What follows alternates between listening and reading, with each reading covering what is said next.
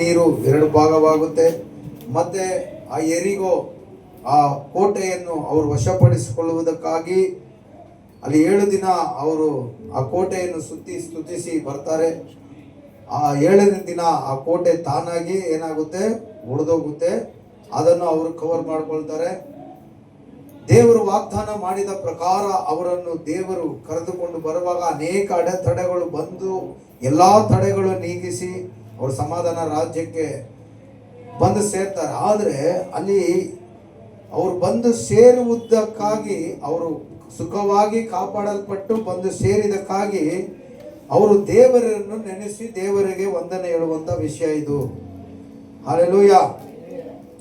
ಏನಂತ ಹೇಳುತ್ತೆ 44:3 ನಾವು ಕಾಣುವಾಗ, ಕೀರ್ತನೆ 44:3 ನಾವು ನೋಡುವಾಗ, ನಮ್ಮ ಪಿತೃಗಳಿಗೆ ಕತ್ತಿಯೇ ಈ ದೇಶವನ್ನು ಸ್ವಾಧೀನ ಮಾಡಿಕೊಳ್ಳಲಿಲ್ಲ, ಅವರ ಭುಜ ಬಲವೇ ಅವರಿಗೆ ಜಯ ಕೊಡಲಿಲ್ಲ, ನಿನ್ನ ಭುಜಬಲ, ಹಸ್ತ, ಪ್ರಸನ್ನತೆ ಇವೇ ಅವರಿಗೆ ಜಯವನ್ನು ಉಂಟು ಮಾಡಿದವು. ಆಮೇನ್ ಅಂತ ದೇವರಿಗೆ ಸ್ತೋತ್ರ ಮಾಡೋಣ. Hallelujah, hallelujah. ಇದರಿಂದ ನಾವು ಏನು ತಿಳಿದುಕೊಳ್ಳಬಹುದು ಅಂದ್ರೆ, ಯಾವುದೋ ಒಂದು ವಿಷಯಕ್ಕಾಗಿ ನಾವು ದೇವರಿಗೆ ಪ್ರಾರ್ಥನೆ ಮಾಡ್ತೀವಿ, ಆ ಕಾರ್ಯವನ್ನು ಪಡೆದುಕೊಂಡಿದ್ದ ತಕ್ಷಣ ಇದು ನನ್ನಿಂದ ಆಯಿತು, ಇದು ನನ್ನಿಂದ ಸಕ್ಸಸ್ ಆಯಿತು ಅಂತ ನಾವು ದೇವರನ್ನು ಮರೆತು ನಮ್ಮನ್ನು ನಾವು ಹೊಗಳಿಕೊಳ್ಳುವುದಕ್ಕೆ ನಾವೇನ್ ಮಾಡ್ತೀವಿ, ಪ್ರಾರಂಭ ಮಾಡಿಬಿಡ್ತೀವಿ. ಹಲ್ಲೆಲೂಯಾ.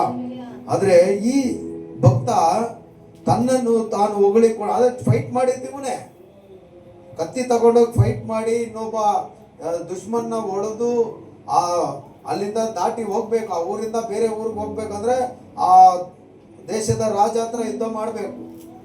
ಕತ್ತಿಯಿಂದ ಇವನೇ ಯುದ್ಧ ಮಾಡಿದ್ದು, ಇವನೇ ಹೋಗಿದ್ದು. ಆದರೆ ಜಯ ಕೊಟ್ಟಿದ್ದು ದೇವರು. ಆಮೇನ್, ಹಲ್ಲೆಲೂಯಾ. ದೇವರಿಲ್ಲ ಅಂದ್ರೆ ಅವರು ಏನು ಜಯ ಹೊಂದಿಕೊಳ್ಳಕ್ಕೆ ಸಾಧ್ಯವೇ ಇಲ್ಲ.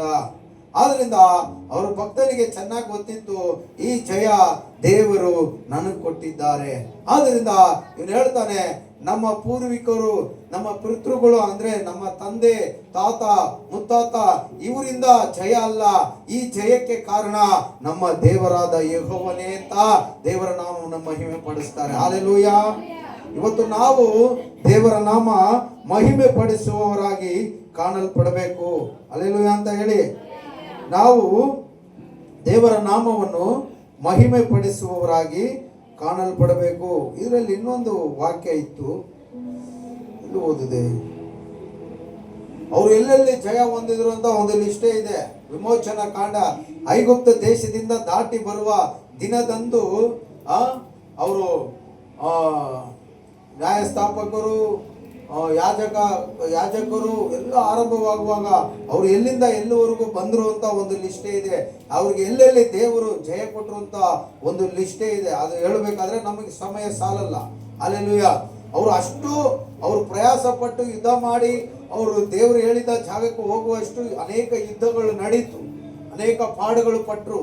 ಆದ್ರೆ ಎಲ್ಲದರಲ್ಲಿ ಸಕ್ಸಸ್ ಆಗಿ ಬಂದ್ರು. ಆ ಸಕ್ಸಸ್ಗಾಗಿ ಅವ್ರು ಏನ್ ಮಾಡಿದ್ರು, ದೇವರ ನಾಮವನ್ನು ಮಹಿಮೆ ಪಡಿಸಿದ್ರು ಅಂತ ನಾವು ನೋಡುತ್ತೇವೆ.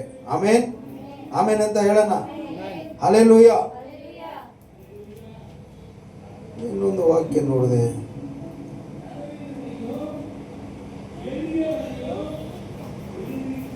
ಸರಿ ಇರ್ಲಿ. ಹಲ್ಲೆಲೂಯಾ. ದೇವರು ಎಲ್ಲರನ್ನು ಆಶೀರ್ವದಿಸುವುದಕ್ಕಾಗಿ ಆತನು ದೇವರಾಗಿರ್ತಾರೆ. ಆಮೇನ್.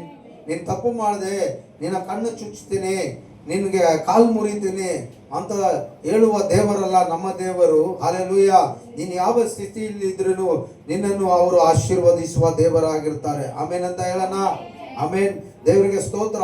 ನೆನ್ನೆಯ ದಿನದಲ್ಲಿ ಅಮ್ಮಗೆ ಹೆರಿಗೆ ಸಮಯ ಆಗುವಾಗ ಇವರು ಹಾಸ್ಪಿಟಲ್